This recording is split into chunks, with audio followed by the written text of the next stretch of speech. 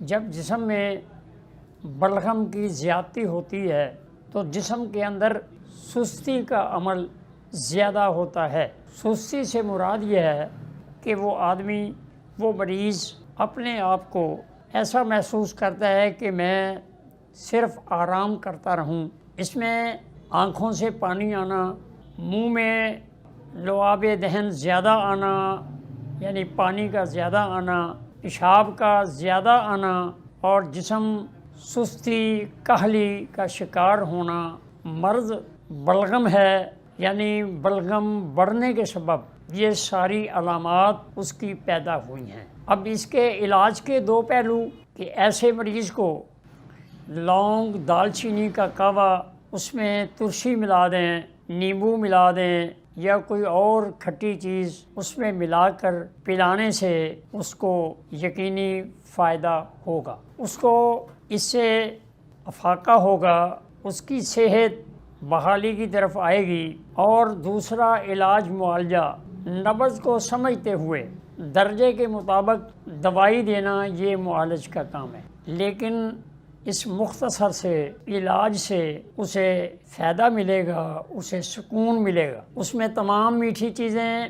بلغم، تری والی ٹھنڈی چیزیں استعمال نہیں کریں گے اور اس کو اس علاج میں فائدہ ہوگا۔ قلب و عضلات میں جب شدت آتی ہے تو خشکی بڑھ جاتی ہے اور خشکی کے بڑھنے سے تمام جسم میں دردوں کا اضافہ ہوتا ہے۔ وہ مریض اپنے جسم کو اکڑاؤ اور دردوں کا مرکز سمجھتا ہے۔ اس کا اٹھنا بیٹھنا، اس کے کمر کے پٹھوں میں کھچاؤ ہونا، جوڑوں کے اندر کھچاؤ ہونا، یہ سب علامات خشکی کے سبب ہوتی ہیں۔ اور حقیقی قبض اور گیس جو ہے وہ بھی اسی ہی نبض میں رونما ہوتا ہے۔ تو مرض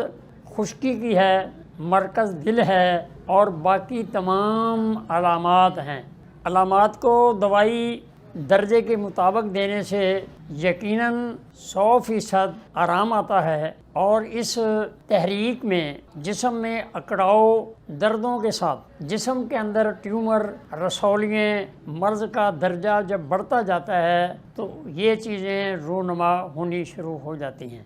خون جلنا شروع ہو جاتا ہے، گاڑھا ہو جاتا ہے، اور گیس کے سبب اس کا بلڈ پریشر، اس کے خون کا تیزی میں آنا، جسے طب میں فشار و دم کہتے ہیں، یہ عمل زوروں پر ہو جاتا ہے۔ اس تحریک میں اس خشکی کو توڑنے کے لیے، جسم کے اکڑاؤ کو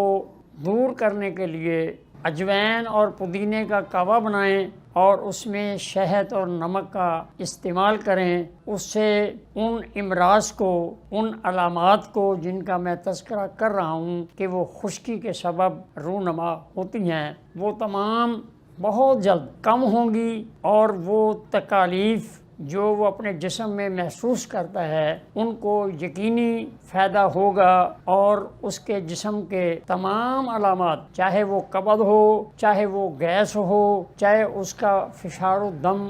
بلڈ پریشر کا تیز ہونا ہو، تمام چیزیں اس کے جسم سے غائب ہونا شروع ہو جائیں گی اور وہ آرام محسوس کرے گا۔ اس میں جب کوئی مریض چلتا یا پھرتا ہے، کوئی چلنے کا عمل کرتا ہے تو اس کی وہ تکلیف زیادہ بڑھ جاتی ہیں اور اس سے وہ عمل مکمل کام جو ہے وہ نہیں ہوتا۔ اکڑاؤ کی وجہ سے اس کا بیٹھنا، اس کا چلنا مشکل ہوتا ہے۔ اس کا علاج لہسن، پودینہ، ادرک، ہری مرچ، ان کا شوربہ بنا کر بھون کر روٹی کے ساتھ کھانا انتہائی مفید ہے، اور اس سے اس کو آرام ہوگا، اس کو فائدہ ہوگا۔ جگر کا تحریک میں آنا، صفرا کا بڑھ جانا، حرارت اور گرمی کا بڑھ جانا، ایک ہی بات کو 3 زاویوں میں سمجھا جا سکتا ہے۔ اس میں بے-چینی، گھبراہٹ، چڑچڑاپن زیادہ ہوتا ہے، اور نیچے والے دھڑ میں کمزوری کا احساس زیادہ ہوتا ہے، اور اس میں قبض نہیں ہوتی۔ عموماً اس میں قبض کی بجائے ہلکا ہلکا پیٹ میں درد رہتا ہے اور پخانہ بھی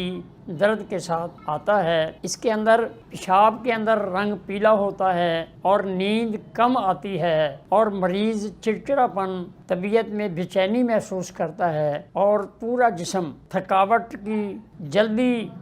احساس کرنا شروع کر دیتا ہے، کیونکہ اس کے عضلات جو ہیں وہ ڈھیلے ہو چکے ہیں۔ تو گرمی کے سبب اس کے جسم کے اندر مرد جو ہوگی وہ حرارت ہوگی، صفرا ہوگا یعنی جگر تحریک میں ہوگا، اور باقی ساری جو ہیں وہ علامات ہوں گی، بے چین ہونا، گھبراہٹ محسوس کرنا اور جسم کے اندر کمزوری کا احساسات جو ہیں وہ زیادہ محسوس ہونا، یہ سب اس غدی تحریک کے وجہ سے، گرمی کی وجہ سے رونما ہونا اور جوڑوں پہ ورم کا آ جانا درجے کے مطابق، یعنی ابتدائی درجے میں تو نہیں ہوگا لیکن بعد میں جوڑوں پر درد آنا، جسم پر سوج آ جانا، جوڑوں پہ سوج آ جانا، یہ اس کی علامت ہوں گی۔ اور مختصر اس کے لیے جو علاج وقتی طور آپ کو فائدہ دے سکتا ہے وہ یہ ہے کہ سونف، چھوٹی الائچی، ملٹھی، سفید زیرہ، ان میں سے کسی چیز کا یا تمام چیزوں کو اکٹھا کر کے ان کا کعوہ بنا کر ٹھنڈا کر کے پینا انتہائی مفید ہوگا، اور اس میں جو بلڈ پریشر گرمی کے سبب تیز ہو چکا ہے، فشار و دم ہو چکا ہے، وہ ختم ہو جائے گا اور نیند بھی آنی شروع ہو جائے گی، جسم کے ورم جو ہیں وہ بھی دور ہو جائیں گے۔ استسقاء تک یہ مرض رونما ہوتا ہے، اس سے استسقاء ہو جاتا ہے جس سے ہم پیٹ میں پانی پڑنا کہتے ہیں۔ تو اس کے درجے کو سمجھتے ہوئے اگر آپ علاج کریں گے تو تمام جتنی بھی گرمی کے سبب آپ کے جسم میں علامات ہیں وہ ختم ہو جائیں گی اور صحت اور کامرانی جو ہے وہ نصیب ہو جائے گی۔